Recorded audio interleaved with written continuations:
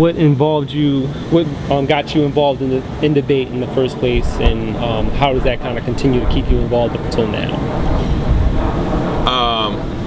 Well, like I said, I went to a high school in Kentucky called North Hardin High School, and my freshman year I was an athlete. That's what I did, and I got injured and had to drop out of sports. My sister was on the speech and debate team, and so she was on the speech side of it, so I kind of felt like I needed to do something to keep myself competitive and to keep myself active in the school. And if I couldn't be an athlete anymore, I decided maybe I should try out for the debate team.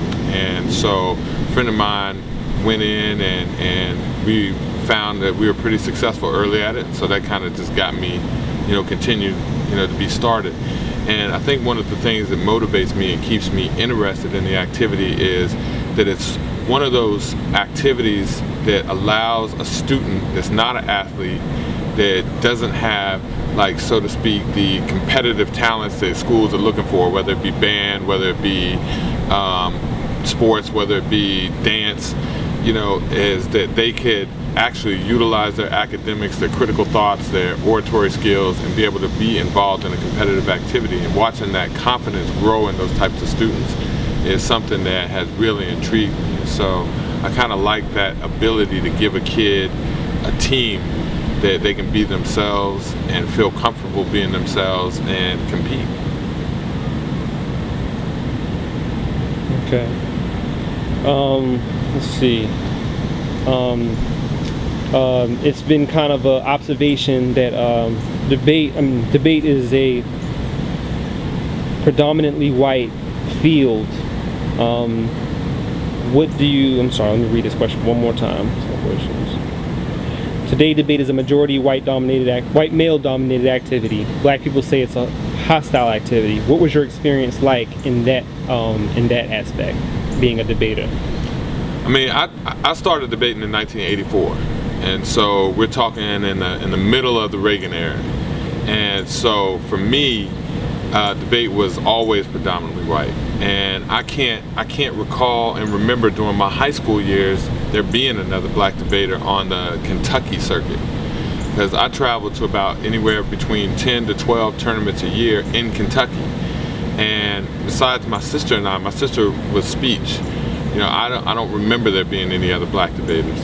And so in college, I debated for the University of Louisville, and there was always pockets of debaters that were black, and I always still felt like I was the only one. And at that particular point in time, through my high school and college years, I don't know if I was really conscious about being the only black debater. I don't know if I was centered around race-based arguments. At the time, that was not an argument in debate. That wasn't an atmosphere that it was conducive to in debate, to talk about your social location, to talk about you being a black debater in a predominantly white activity. And so I pretty much was just a participant, just like everybody else.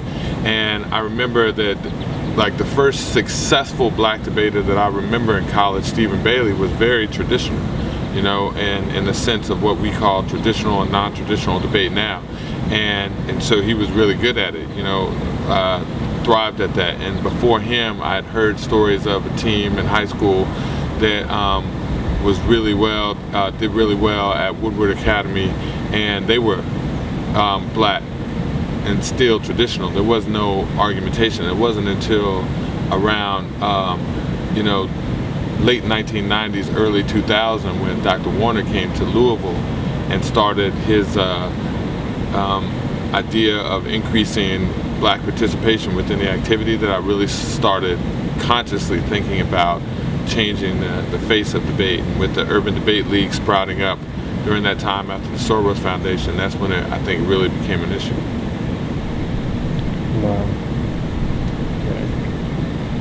So, the next question is, why do you come back and teach? Why do you come back and kind of put forward the same kind of skill set that was exposed to you through debate to the students here and elsewhere in the country where you teach? First and foremost, I don't really think that I'm capable of doing anything else.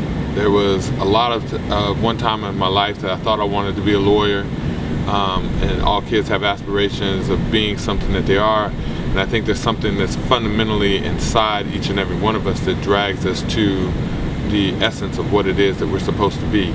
And so I can't really see myself being anything but a teacher, because that's what I think I was called to do. That's where I feel most comfortable, where I feel most alive, where I feel most connected to the energy that exists, that keeps you motivated. The inspiration is, that I get comes from the classroom.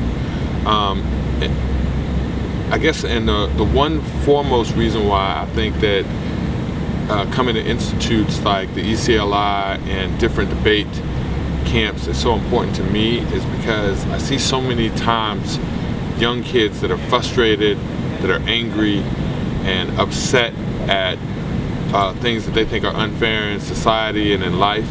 And instead of the age-old answer that life is unfair and you just have to deal with it, I think that debate teaches young people a way to research and actually articulate in a very academic and mature way what those frustrations are.